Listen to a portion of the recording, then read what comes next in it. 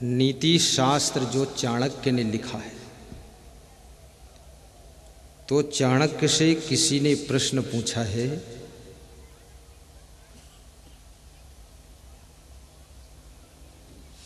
जो आत्माएं स्वर्ग से आकर के मनुष्य शरीर धारण करती हैं, उनके क्या लक्षण होते हैं, और जो आत्माएं नरक से आकर के मनुष्य का जन्म पा जाती, उनके क्या लक्षण होते हैं। अब ये लक्षण मैं बता दूंगा तो तुमको पता चल जाएगा कि इस शरीर के पहले हम स्वर्ग के सुख में थे कि नरक में थे। बताऊं कि न बताऊं? इज्जत का सवाल है, सोच लो आप। अभी तो आपका तो सब छिपा छिपाया मामला है, फिर खुल जाएगी बात। बता दूं? बता देता हूं। इज्जत कितनी, इतनी कम थोड़ी इज्जत है, थोड़ी बहुत इधर उधर हो जाए तो भी चले। इसमें इज्जत का क्या सवाल, अपन सावधान हो जाएंगे, सावधानी मिलेगी। स्वर्ग स्थितानाम इह जीवलोके चत्वारि चिन्हानि वसन्ति देहे। दान प्रसंगो मधुरा च वाणी देवार्चनम ब्राह्मण तर्पणश्च। जो स्वर्ग से आत्माएं आई हैं, यानी स्वर्ग जैसे सुख को प्राप्त कर रहे थे इस शरीर के पहले, उनका लक्षण। दान प्रसंगो, पहली बात तो वो दानी स्वभाव की होगी, दान देना उनका स्वभाव होगा, दान करने में उनको आनंद आएगा कि दान दे दूं। कभी वे रक्तदान देंगे, कभी अन्नदान देंगे, कभी समय दान, कभी श्रम दान, कभी वस्त्र दान, कभी कंबल दान, और कभी आश्रम मंदिर बनाने के लिए भूमि दान, कभी जीवन दान। जैसे हमारे साथ में जो संत हैं, ये सब जीवन दान कर चुके हैं। ऐसे करीब 50 महात्मा है, ये बैठे ना सफेद पगड़ी वाले, ये 2 बच्चे हैं, इनसे भी कह रहा हूं तुम भी निपट जाओ इसी। सोच रहे हैं कुछ? जीवन दान, परमार्थ के लिए जीना है, धर्म की रक्षा के लिए जीवन दान कर दिया।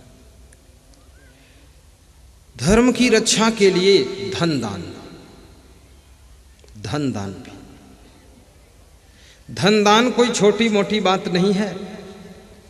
आज यदि यहाँ पर दानी लोग ना होते तो इतना पैसा इकट्ठा ही नहीं होता जो ये पंडाल लगता, और प्रचार होता, और माइक लगता, और मैं आता।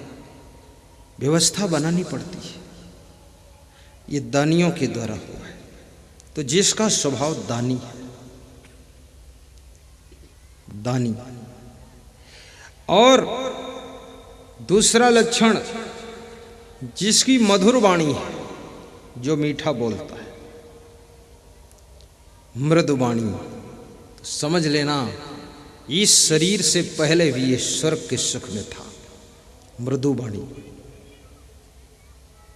और तीसरा लक्षण देवार्चनम, जो देवता जैसे स्वभाव वालों का, आचरण वालों का सम्मान करता है, उनकी अर्चना करता है, आदर करता है, वो भी स्वर्ग के सुख में था। देवार्चनम ब्राह्मण तर्पणश्च, और जो ब्राह्मणों की भोजन वस्त्र आदि से सेवा करता है। ब्राह्मण कौन है, ये भी निर्णय आपको सुना देता हूं। जीतेन्द्रियः धर्मपरा स्वाध्याय निरता शुचि काम क्रोधो वसो यस्य तम देवा ब्राह्मणम विदुः समो दमस्तपः शौचम क्षान्ति आर्जवम ज्ञानम विज्ञानम आस्तिक्यम ब्रह्म कर्म स्वभावजम्। जो जीतेंद्री है, स्वाध्याय में रत है, अंदर बाहर से पवित्र है, धर्म परायण है, और जिसने काम क्रोध मद लोभ को जीत लिया है, वो ब्राह्मण होता है। ऐसे ब्राह्मण की जो भोजन वस्त्र से सेवा करता है, वो पहले स्वर्ग के सुख को प्राप्त कर रहा था।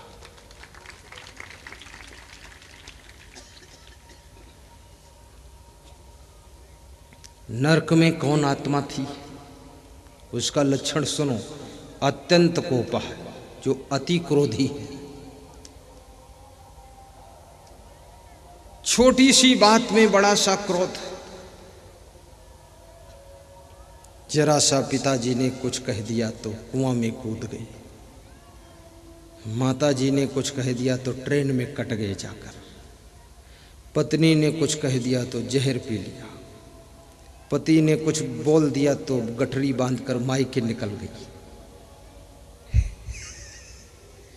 इतना क्रोध, गुस्सा गुस्सा गुस्सा बहुत गुस्सा। सांप भी इतना फुफकारे ना जितना उनके फुफकार है। सन सन फन फन सन सन, पूरा घर कांप रहा है।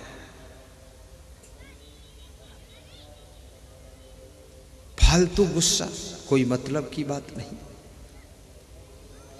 कितने लोग तो सामान पर भी गुस्सा हो जाते हैं। अगर टार्च जलाएं और ना जले, टार्च को भी 20 गाली देंगे और कहेंगे तेरी ऐसी तैसी, और उठाकर पत्थर पर पटक देंगे। टार्च फोड़ते हैं, टीवी फोड़ते। एक आदमी टीवी सड़क पर पटक पटक कर फोड़ रहा था, तो उसकी पत्नी ने कहा टीवी मैकेनिक से ठीक करा लो, सड़क पर क्यों पटक रहे। अरे बोले रोज रोज झंझट टेंशन करती है, आज इसको निपटा दूंगा। तो पत्नी ने कहा क्या टीवी भी समझदार है। बोले नहीं समझदार, तुम आओ तुम्हारी खोपड़ी फोड़ दूं। कितनी स्त्रियों का जीवन बड़े संकट में है। क्रोधी पति मिला है, बहुत गुस्सैल स्वभाव का है। जरा सा दाल में नमक ज्यादा हो जाए, इसी में छलांग लगाकर भाग जाता है। जिसको अति क्रोध आता है। और कितने पतियों को पत्नी बहुत गुस्सा वाली मिली है। थर थर कांपे नर नारी। पति कांपता रहता है, हाथ जोड़कर कि देवी जी बचाओ। काली देवी कंकाले की चंडिका अवतार। पूरा भूकंप आता है घर में। अभी मैं उत्तर प्रदेश में सत्संग करने गया तो एक सज्जन मेरे पास आए, बोले ये 2 पति पत्नी, इनको थोड़ा आशीर्वाद दे दो। तो हमने कहा थोड़ा क्यों, पूरा दे दूंगा। अरे बोले ये दोनों बहुत क्रोधी है और मेरा घर इनके पड़ोस में है, तो इनके घर लड़ाई शुरू होती तो ऐसा लगता है कि आज एक ही रहेगा, 2 नहीं रहेंगे। पति पत्नी जिसके हाथ में जो पड़ जाए उसी को मार देते। तो मैंने कहा कितने साल से कर रहे हैं ऐसा। बोले 18-20 साल हो चुके हैं। तो हमने कहा अभी तक मरे कोई नहीं। बोले मरे कोई नहीं है, दोनों चिरड़ छूते हैं और हंसते हैं। तो हमने कहा 18 साल तो नरक में गुजार दिया है। इस क्रोध करने से कोई फायदा हुआ? क्योंकि न पत्नी बदली न पति बदला, एक जैसे दोनों हैं। गम खाना तपस्या है, क्षमा करना तपस्या है, सहनशीलता तपस्या है, क्षमता से जीना तपस्या है। और अगर ये चीजें नहीं हैं आप में तो आपकी जिंदगी में समस्या ही समस्या है। इसलिए गम खा लिया करो। और घर में किसी एक को बड़ा मालिक मान लो, उसके सामने झुक जाया करो। कितने लोग कहते मैं किसी को कुछ नहीं समझता, और सांप निकल कर तो बहुत भागते हैं। सांप को समझ गए तुरंत। तुम समझते, आग को भी समझते हो, सांप को समझते हो, बिच्छी को समझते हो, खाली अहंकार में डींग हाँक रहे हो हम किसी को कुछ नहीं समझते। तो समझते नहीं तो क्या भैंस को तुम भैंस नहीं मानते, उसको चूहा मानते? समझते समझते सब हो, अहंकार की भाषा बोल रहे हो। गम समान भोजन नहीं जो कोई गम को खाए, अम्बरीश गम खाइया दुर्वासा बिलला। अत्यंत कोपा, कटुका च वाणी, और जिसकी वाणी बहुत कड़ुई है,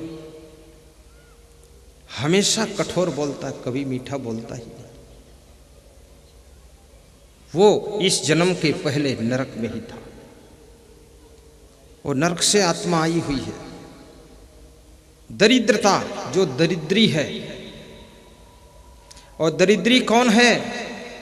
जिसके पास संतोष भी नहीं है, वही सच्चा दरिद्री है। धन कम है वो दरिद्री नहीं है, जिसके पास संतोष रूपी धन नहीं है वो वास्तव में दरिद्री माना जाता है। गोधन गजधन बाजधन और रतन धन खान, जब आवे संतोष धन सब धन धूरि समान। धन कमाने की कोशिश करो, लेकिन शाम तक जितना कमा सको फिर संतोष धन ले लो कि ठीक है, इतना बहुत है।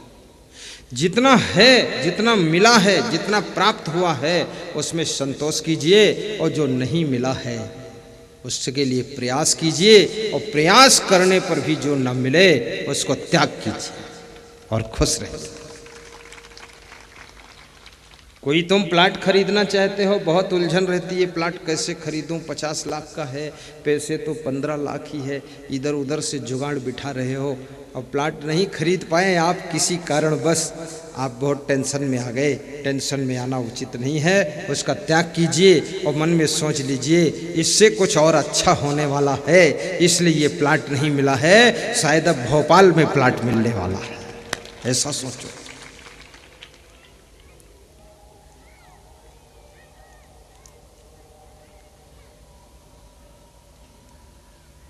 मन की तरंग मार लो बस हो गया भजन, आदत जरा सुधार लो बस हो गया भजन। एक नौजवान साइकिल पर जा रहा था,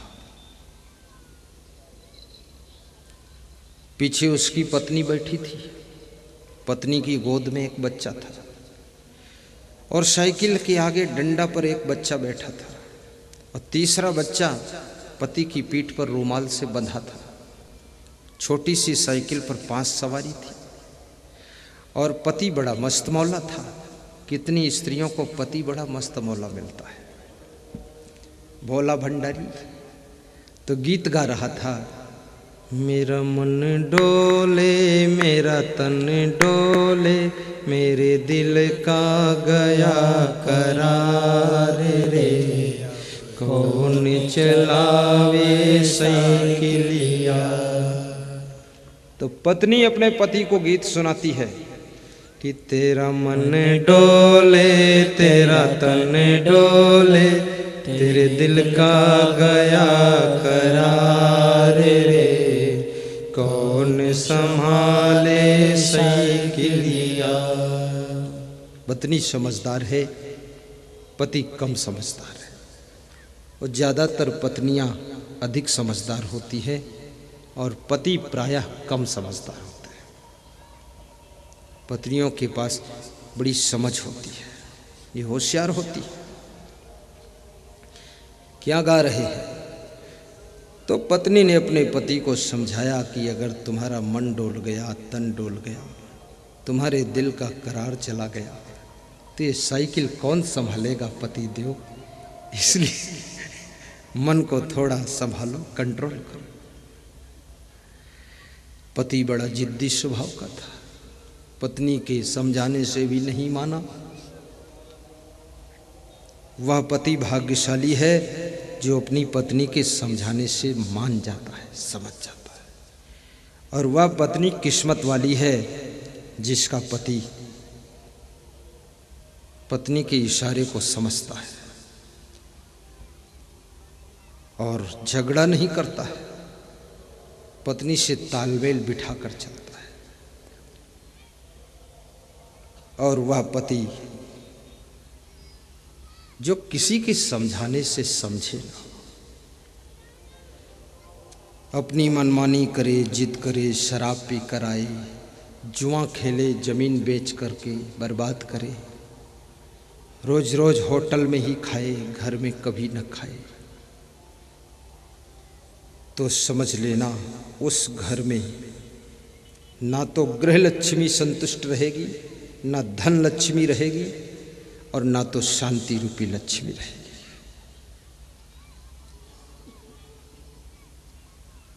पति जिद करके फिर गाता है, मेरा मन डोले मेरा तन डोले, मेरे दिल का गया करार रे, कौन चलावे साइकिलिया। बहुत अच्छा गीत है, सबको याद है, पर इसमें भी मैं ज्ञान की कथा सुना रहा हूँ, ज्ञान निकालूंगा।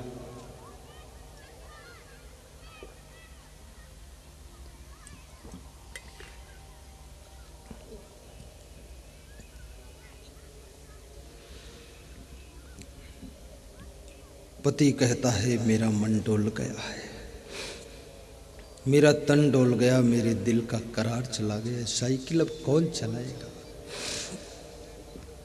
और जिसका मन डोल जाए, तन डोल जाए, दिल का करार चला जाए, तो समझ लो अब कोई संभालने वाला नहीं है। मन भी बहुत बड़ी ताकत है, और मन पर जिसने नियंत्रण कर लिया उससे ज्यादा सुखी कोई नहीं।